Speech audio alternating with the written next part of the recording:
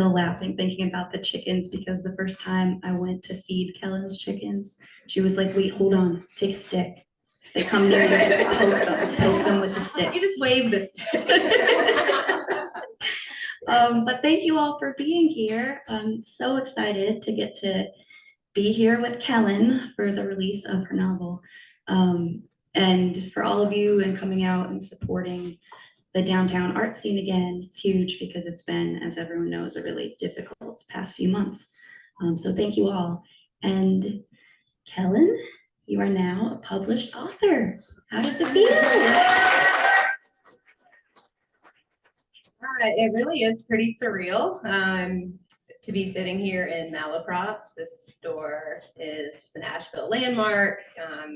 I have came here for years as a customer, or more often just a loiterer, and just never dreamed that I would have a book, that I would write a book, that it would be published, and that it would be on the shelves here. So it really is a dream come true. So we want to thank Malaprops for having us out here. Yeah. Like if this was 10 years ago, we could easily just be getting a coffee on a lunch break. Yeah. Working many double shifts, Jerusalem Garden. Yeah, so it's so great to be out here, and you've always been a huge supporter of all of my creative endeavors, and I'm so happy to be on the other side of this tonight and interviewing you. So let's get it started. What is the premise of Ricochet? So Ricochet is a young adult historical fantasy novel, and it's set in 1918 Russia. Most of the book is in an alternate 1918 Russia, but it does start off in our world. Thanks, Hayley. So in Ricochet, or in our world, the real thing that happened is that the last Tsar of Russia and his family were executed during the Russian Revolution. But in Ricochet, the youngest daughter and son of the Tsar survived. So 17-year-old Anastasia, 13-year-old Alexei survived the execution. They are transported to a parallel universe. Very cool. Yes. So I'd like for you to read the first chapter for anyone who hasn't read. But first, before we get to that, can you give us a little more of the history that led up to the execution? Yeah, so the Romanovs were the ruling monarchs of Russia for centuries, until the Russian Revolution. That all came to a head. 1917, the Tsar Nicholas II is forced to abdicate the throne, and his family is imprisoned, or like really put on house arrest, I guess, by the new Russian government. They're held in their own palace and then moved from location to location, ending up in Yekaterinburg, where the story begins. So that's where chapter 1 starts. Just that was a lot of history for someone who does not know much history. And I've always known you to be very smart and savvy, but I didn't know you were such a historian. Yeah, so smart. But we're gonna do more on that later, because I think it would be a good time, as long as it feels good to you, to read chapter 1. Yes, I did not think about how you want me to be the mic and stand the microphone. Yeah. Okay, here, I'll turn this one off. Okay. Takes 2. Yes. All right, chapter 1. I promise not to read the whole book, just the first chapter. It's not very long. Okay. Silence filled the cellar in the moments before the gunfire. Sweat beaded on my forehead, my skin prickling with giddy anticipation. We were getting out. Over a year of imprisonment, and we were finally getting out. I suppressed my smile, only because of the worry that creased my father's brow as he paced. He still held his chest high, despite losing his crown, his palace, his freedom. But his unease shadowed the room, hanging heavily in the stale air. Beside me, my younger brother shifted in his chair as our mother ran her hand absently through his hair, like she had when he was little. Soon, Alexei, my love, we'll be safe soon. My sisters huddled together against the wall, too nervous to speak. Maria caught my eye, softening her gaze as though to say, us too, Anastasia. She means us too. We'll all be safe soon. We would be safe, We would be free. We would be out of the Bolsheviks' captivity, out of this dreadful Apatiev house, perhaps even out of Russia. Leaving my country, my kingdom, my home, it would have been unthinkable before the rebellion. I yearned to go back to how things were, back when my father still reigned, to go back to our comfortable home in the Alexander Palace, taking springtime rides through the countryside and summer trips to the Crimean shore. Back to freedom, back to living. But we'd been ousted from our palace. For a year and a half, we'd been prisoners. We'd been dragged from Tsarskoye Selo to Siberia to Yekaterinburg and confined within the miserable walls of the Apatiev house with nothing but each other. Hundreds of years of Romanov czars, and now here we sat, captives in a musty old cellar. So now, leaving was our only hope. An hour earlier, guards had burst into the bedroom I shared with my sisters, roused us from our sleep, and ordered us to ready ourselves for an immediate departure. My sisters and I clambered from our beds in a flurry of excitement and confusion. Had our royal English cousin sent for us at last?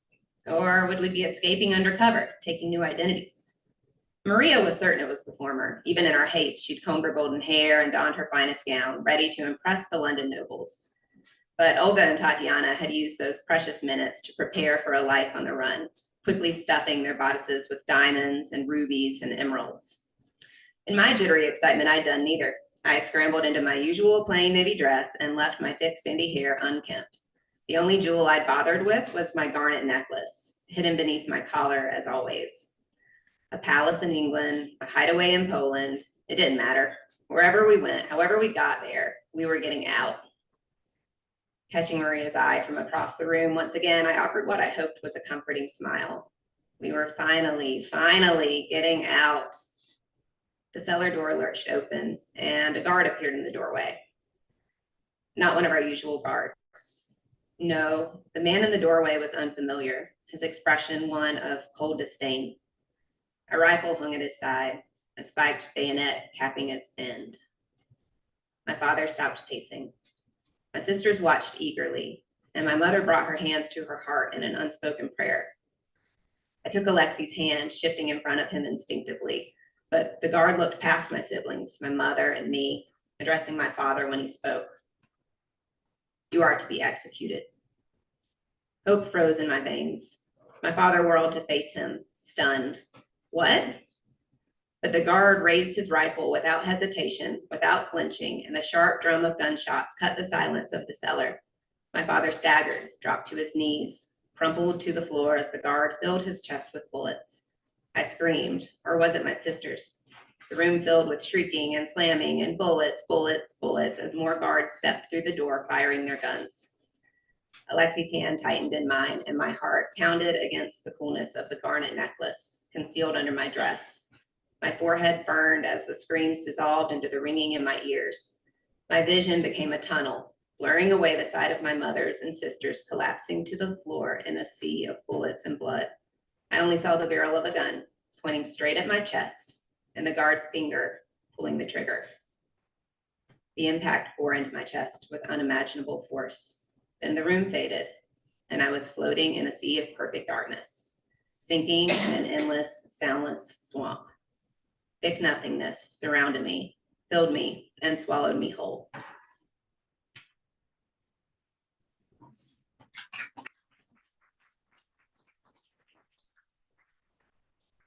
We meant to tell you guys that that was going to be violent. That was my bad. I was supposed to ask And we someone forgot. regularly puts content warnings on their own work. I am sorry. Yeah, so that was an intense opening chapter. And so what happens after this? Where does Anastasia go? Chapter 2. So in the story, that is how Anastasia and Alexei are transported to a parallel universe. So the bullet hits her garnet necklace and off they go. But in our world, Yeah, I guess I also wanted to ask, like, what inspired you to write a story where Anastasia lives on? so that's what a lot of people thought, right? So the new Russian government kept it a secret for a long time what actually happened to the Romanovs. So that left a lot of room for speculation, conspiracy theories, rumors that for whatever reason, the most predominant rumor being that Anastasia survived. Over the They didn't find the bodies? not for a long time. So actually, they didn't find any of the Romanovs' bodies until the 1970s. This was in 1918, and they didn't find any of their bodies till the 1970s. And then when they did find the bodies, one of the daughters and Alexei's body were missing. So that kind of further perpetuated, these theories that they had survived. They were eventually found, though. So, well. Are we really sure? A little room for skepticism? There could be room for skepticism. They were DNA tested against, I think, Prince Andrew, one of the English royal folks. So they did have royal blood, but who knows? Very interesting. Well, so in your rendition, in your novel, you choose to send Anastasia to a parallel universe. Why? Why did you choose to use that kind of technique to tell a story? So a parallel universe is a pretty unique opportunity for Anastasia and for Alexei as characters in the story. That is another note that you choose to take Alexei along too. That I guess two bodies were missing, and it adds. I should just let you go on. So it is a unique opportunity. Yeah, but that is why Alexei tagged along. I was very intrigued by the two bodies missing thing. But yeah, so in a parallel universe, it's an opportunity for Anastasia to try to save her family. It's an opportunity for Alexei to become Tsar. His character is pretty singularly focused on this like becoming Tsar thing. But he was heir to the throne and he lost that. He also had hemophilia, a genetic blood clotting disorder that at that time didn't have a treatment or a cure. It was definitely a big question mark over his lifespan and over his potential to actually live long enough to become Tsar. So for him particularly, this chance for another world where things might be different was pretty important.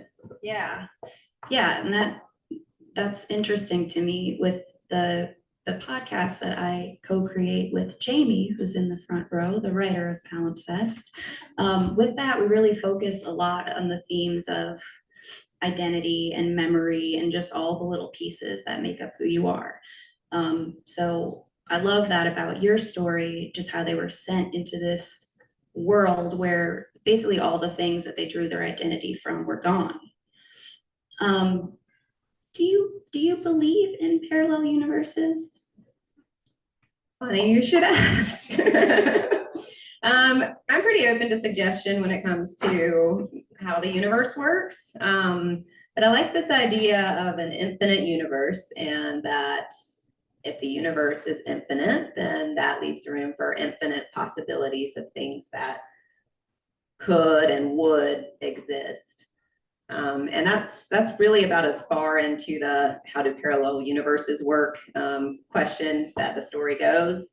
I really like how Rasputin explains it to Alexei, which is that infinite versions of reality exist in side-by-side worlds. Yeah, that's beautiful. It kind of still, I can't wrap my head around it, but it seems to kind of take some pressure off the present, because if you do or you don't, it's still happening somewhere else anyway. But so you mentioned Rasputin.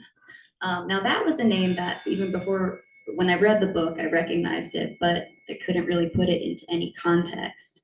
And he is a very important character in the book.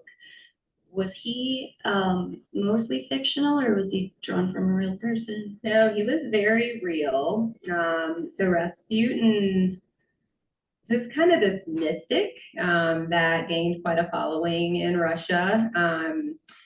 He was almost like equal parts man of God and like I don't even know, like he could hypnotize people into a state of ecstasy. He, as you could imagine, like really got a lot of attention. Yeah, sounds like he was also into dabbled in the occult. Dabbled in the occult, which I was like very surprised to learn Russian nobility at the time was kind of into that. And why were they into it? What was his connection with the family? Well, his connection with the imperial family. So the Tsarina, the queen, basically heard of him and brought him in to help heal Alexei's hemophilia. And the crazy thing was, like, he did it. Like, the doctors couldn't do it, but Rasputin somehow was able to, I don't know, hypnotize it away or whatever he did. He was able to stop Alexei from bleeding. Wow. Well, there are a lot of other questions I kind of want to nerd out and ask you about. Yeah, sorry, I can ramble for a long No, time. no, it's good, but I'm try not really to. conscious of the time. No, it's good. It's funny. I'm trying to pace it out here. But so let's kind of switch gears. So, like I was saying, I didn't know you were such a historian, but more on that. So, like, I remember a decade ago, you were working on a dystopian novel. Can you say the name? It wasn't called this, but Yes, it Hayley was. and Neil called it Robocalypse. And that is how it is forever remembered. Yes, Robocalypse. It was nothing. It was Robocalypse, yeah, I kind of lost steam. yeah. And I knew you were writing here and there, but it wasn't really until till this inception of Ricochet came that I really saw you so committed and ready to run with it. So can you tell us how did it begin? So I hadn't written anything in a really long time. And I saw, I think it was just like targeted advertising on social media. They're like, yeah, get her, she wants to write.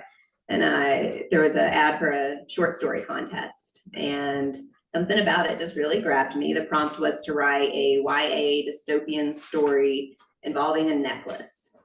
I immediately called my mom and was like, I'm gonna write this story. What should I write about? And she is just as into all these like YA dystopian fantasy type books as I am. And she thought it would be cool if somebody wrote a YA story about Anastasia Romanov where she was the protagonist. So I said, oh, okay, I'll look into that. And did a little initial research and quickly became just captivated. And I wrote that short story and did not win the contest. Oh, I know. It wasn't really a dystopian story though. It was like a story about Anastasia Romanov traveling to a parallel universe that I just like submitted into the contest. So that was the original first chapter of the book. Ricochet was born. It was born. Yeah, well, so I mean, it's amazing reading it through and just knowing you and just being so impressed by the pacing, just your writing skills and the ability to really develop a character that feels real while also moving the plot along and adding needed historical context. The historical context sometimes will throw me off to things because I have a hard time following it along, but I feel like you did it so well. And so like, was this information, so you said after you started digging into it, so you started out kind of with a basic level understanding of the history? I mean, basic is pretty generous, honestly. Like I didn't know much. But after I wrote the short story and I realized that I wanted to make it a book, I made myself stop and do some research. So I read some books, I watched some documentaries, I like dove into the internet pretty hard.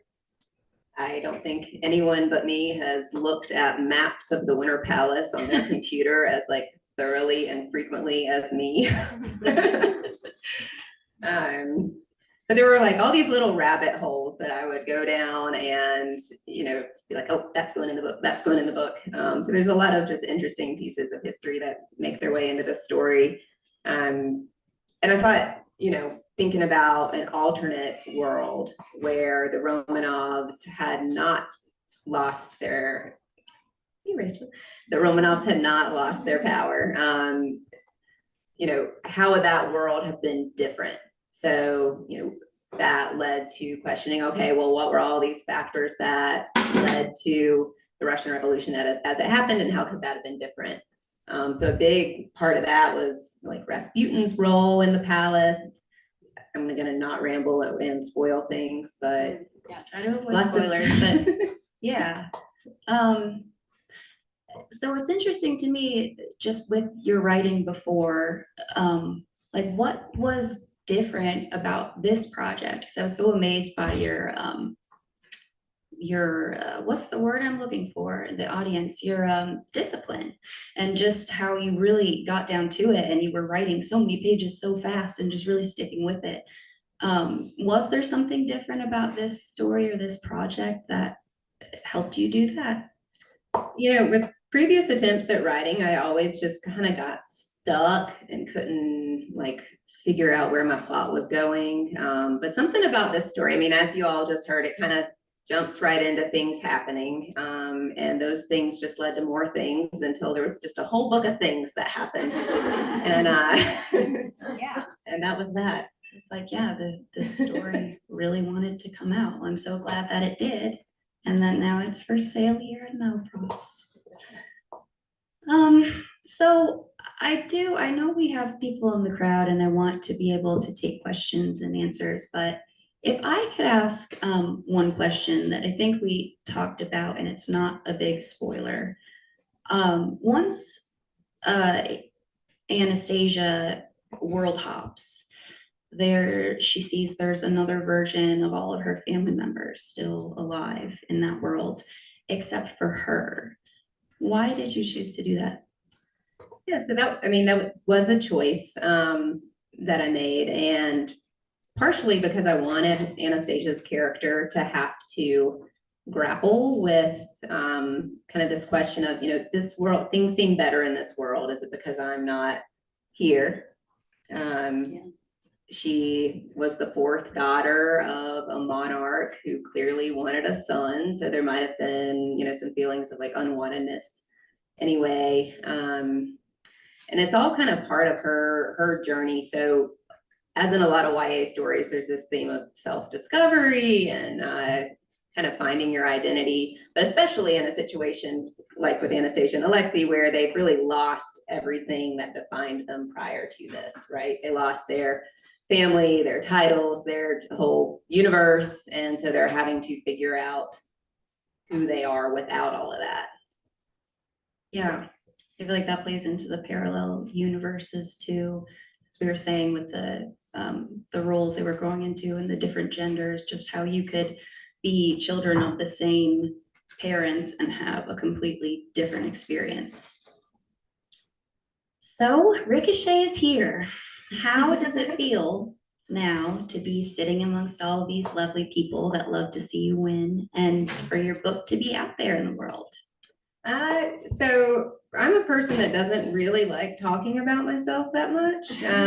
So this is not like my comfort zone. So the fact that I was writing a book kind of was my little secret project for a long time, until I kind of slowly started spilling the beans. Like at work, I would like start telling the coworkers, hey, I think I might have a bite on my book. And everybody kind of came along for the ride, like as it became something I talked about a little bit more. And, it's kind of gone from that to me being on Instagram of all places, just like book. And Really never thought I'd see the day on the Instagram. Right? So it's weird, really, that it's gone from such a private thing to such a very, very public thing. But I'm pretty excited about it. Yeah. And so again, before we go into Q&As, I just wanted to check in with you about where people can purchase the book, the different ways it's available, and any other relevant info about things happening. Yeah, so there's a couple things I wanted to tell you guys about. As far as where to purchase books, obviously Malaprop has lots of copies here for you to buy tonight. It's available anywhere that sells books. There's an audiobook that's out too, so you can check that out. Ebooks are available too. Those purchase links are all on my website at kellyncarni.com. In that voice, you have to type it in that voice. And then there's one other really cool thing that's coming up too, and that is that there's this book box subscription service that it's called Once Upon a Book Club, and Ricochet is going to be the February book for that. So they've made this special edition of the book that has this really beautiful cover and sprayed edges and all this like just pretty stuff. And what the box is, so it's a special edition of the book, and then they include 4 little gifts that correlate with something out of the book. So you'll like get to a page and it'll say, hey, open your gift. And you open one of the gifts. Anyway. That is so cool. And let it be known that that is a really big deal. I was asking you when you told me about it, I was like, did they do this with every book? How does this happen? How'd you get it? And turns out they just chose it because it's great. It's exciting. So just wanted to let you guys know that that's out there too. I think that's all the things I had to say. Yeah. Oh, and maybe I'll just leave my one other question in case someone else asks it first. But okay, so Stephanie, if it's all right, we're going to switch over to Q&A. If there's any comments or questions, or you just feel like talking about yourself and your relationship with Kellyn. I had a question. Yeah. So I know this isn't the finishing story, so you could talk a little bit about the process now of writing book 2. How you do that? Is this the same sort of feeling behind it, or how is that whole process? So there was a spoiler. Well, I guess everyone already knows it can't be the end of the story. So the question is, obviously, since this isn't the end for Anastasia, and you are correct, writing book 2 already. How does that feel with the energy going into it now with the first book being out there? And is there anything else you can tell us about the plans? Sorry, I added a little more there. Yeah, so I am working on book 2. It's taken a while though, because now I have 2 kids, and I did not have those kids when I wrote the first book. The other thing that happened is that I got pretty far into the sequel, or I don't know, not that far, maybe like 100 pages into the sequel. And then I did all my developmental edits for the first book and just threw it all away and start over. But I am back up to about 100 pages, trudging along. Whenever I have time to write, the story's there. So it's more a matter of finding time right now. It will be out eventually. And would it go through CanCat again, or is that like a whole other process? Did you not say that? We'll see. Yeah. We'll see. All right. Any other? Jamie? Yeah. So the alternative world. I write historical fiction too, and one of the things you always worry about is getting it right, not screwing up the history. Do you feel like it takes pressure off that you're in an alternative world? Because any readers that are like, you got this wrong, you can be like, well, it's not the real world. So. Absolutely. Yeah, I lean on that. Except that, so there are, anything Anastasia or Alexei refer to from their own world should be historically accurate. I kind of played a little bit with, taking some things that happened in a different time in our world and having them happening kind of on a different timeline in the alternate world. But so yeah, it gave me room to play with things like that too. Like, oh, what if I just kind of mixed up time a little bit and threw that in there too? So it was fun. Thanks. I didn't let you repeat the question. I'm sorry. That's okay. Other question? So Allie in the virtual audience, and I know from experience I'm loud enough that you don't have to repeat. Okay, thank you. Allie has 2 questions. The first one is Russian pronunciation is tough. That's not a question, but that's the lead-in. How did you get such a great handle on it? And then if you want to go ahead and answer that one, I'll approve the second one. I listened to the audiobook before coming to speak here. Nice. And then the second question, again, lead in. I love the quotes that open chapters. Did you read a lot of Russian lit while you were writing? And if so, what did you love? So for the quotes themselves, I will not say that I've read every book that I quote at the little chapter headings.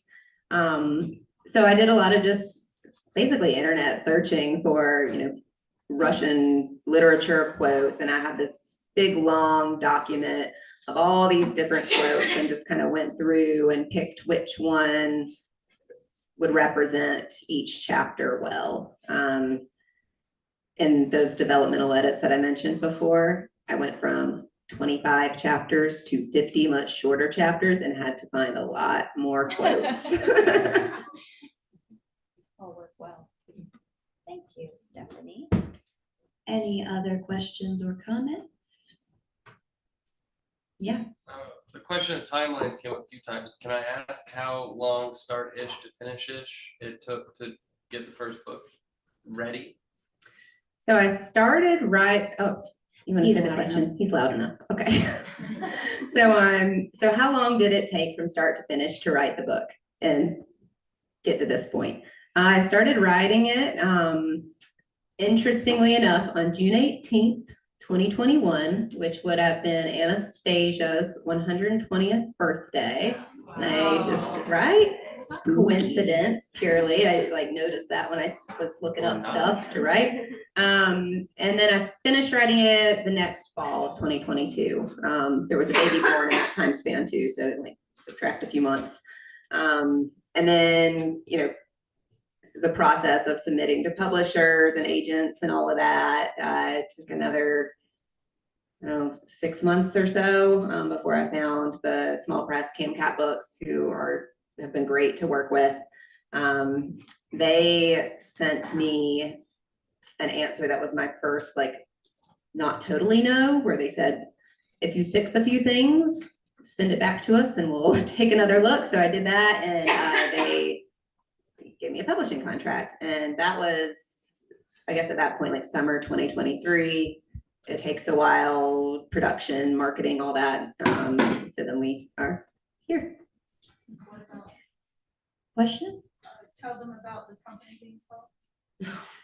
So there's a question about the company being sold. Yeah, so CamCat went through a lot of changes in the last year. They're the publishing company that my book is with. The CEO of the company died unexpectedly, and she is very missed by everyone in the company, all the authors. She was just a really awesome force, and ran the company very well. Her estate decided to sell the company after her death, and so things were kind of in this state of, I don't know what's going to happen for a while. There was always the possibility that this whole thing would just fall apart, and we ended up being bought, or CamCat was bought by Baker and Taylor, which is a big book distribution company, and it seems to be a pretty good fit. So things are charging ahead. Was this one of the last books with the CamCat logos on it? No, they'll still be CamCat, so they're just owned The by- parent company. Exactly. Gotcha. If I could just ask, you mentioned CamCat being the first that gave you a not completely no.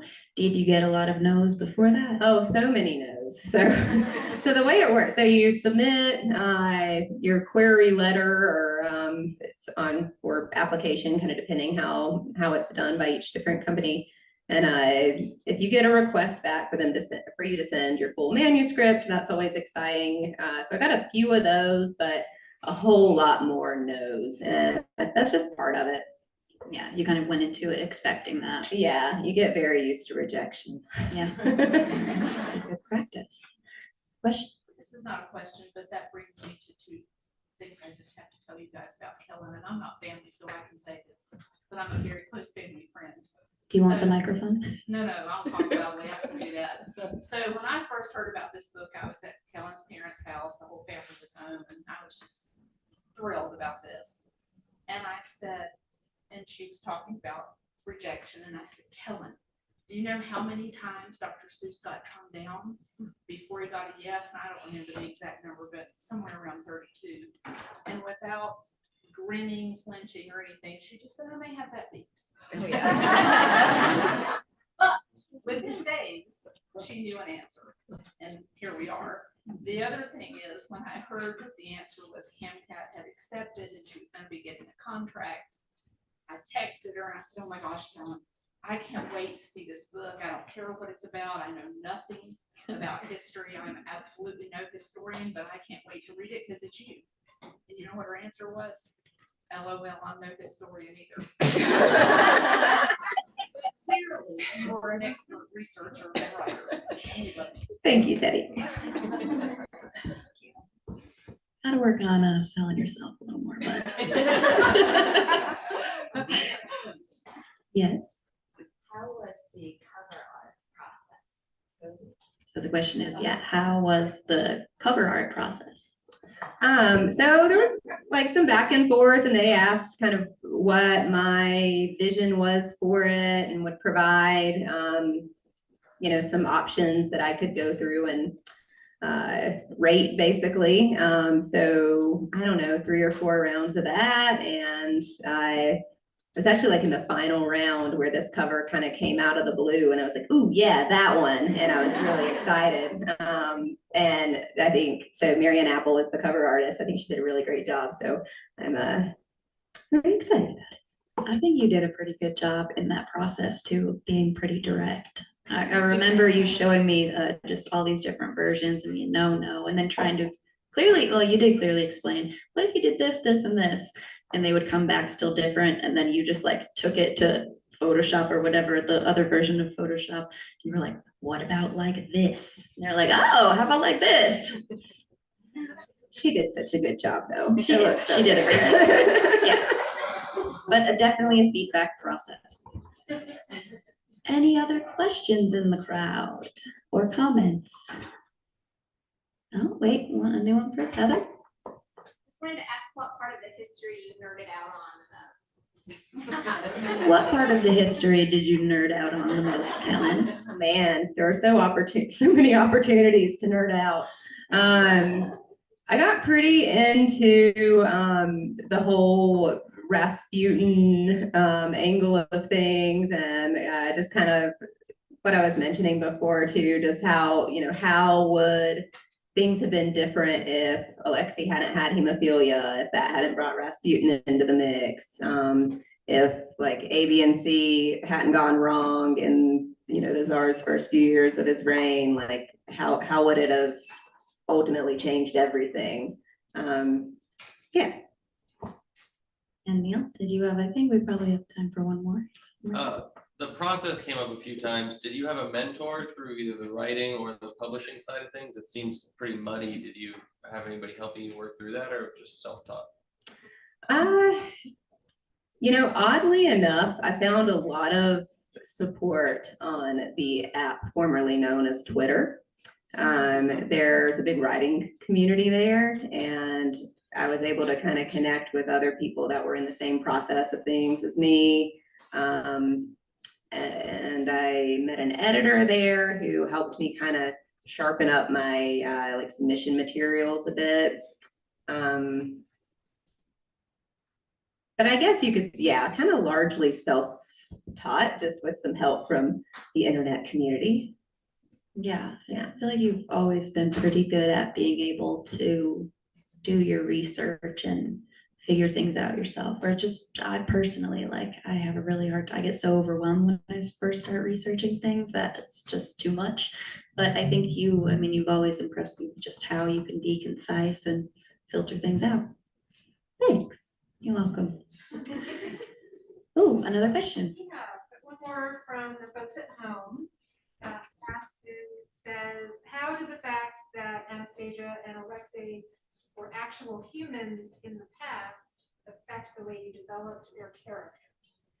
So that made it really fun to develop their characters, because I had a jumping off point. I could kind of look and see what I could find as far as records of what they were like, especially for Anastasia. She was kind of a prankster, feisty, no filter. And so I tried to let all that come through in her character. And then for Alexei, I didn't really find many reports of like his personality. So a lot of his personality is just kind of how I imagined he would be based on his circumstances. Thank you. Yeah, because he was the youngest, right? How old was he supposedly was- when they died?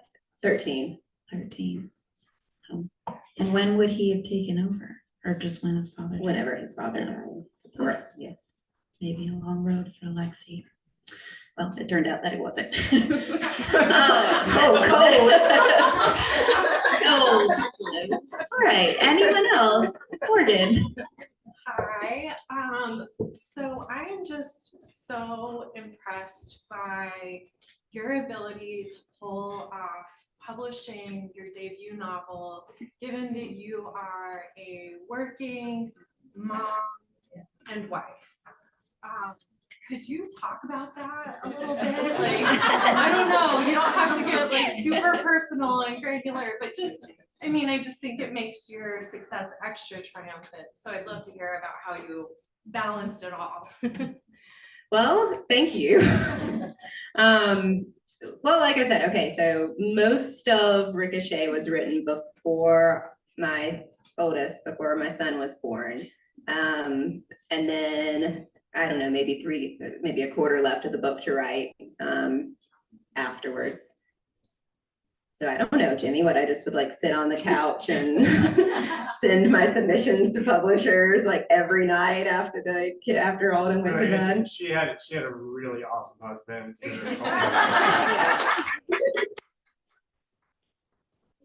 That is what I was about to say. Really, I carried her through. Kellyn she's a force to be reckoned with when she gets on something, man. She's on it and managed to be a great mother, great wife, great physical therapist assistant. Great Like, friend. honest to God, super, I swear. You guys.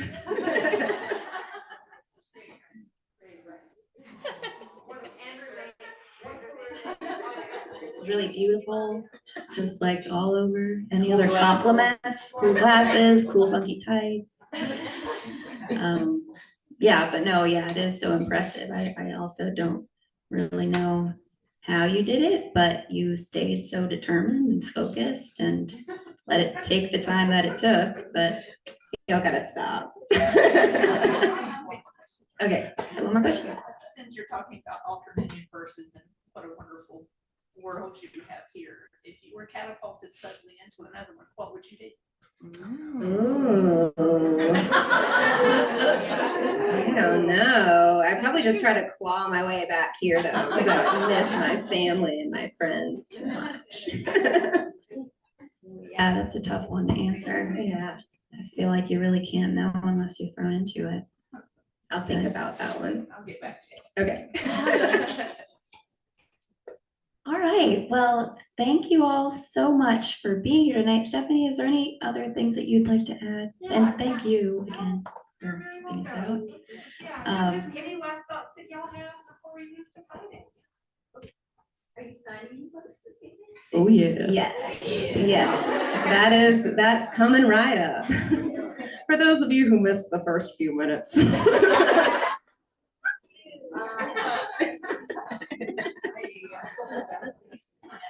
But I honestly don't remember if I already said this or not, so just in case I didn't, I really wanted to thank all of you guys for being here tonight, and especially, you know, it's a Tuesday and you're downtown, like, I would never go downtown on a Tuesday. Unless I had, right? Or a Saturday. We'll never get done. I wouldn't leave my house after 8 p.m. But I really do appreciate you guys taking the time to be here and to help me celebrate the release of this book. It really means a lot that you're all here.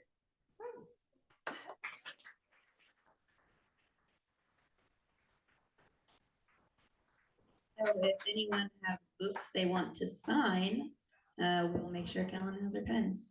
Thank you again, Stephanie and Malaprop and Kellyn. Woo-hoo. Oh, and if you don't have a book that you need to sign, you should still grab bookmarks. There's lots and lots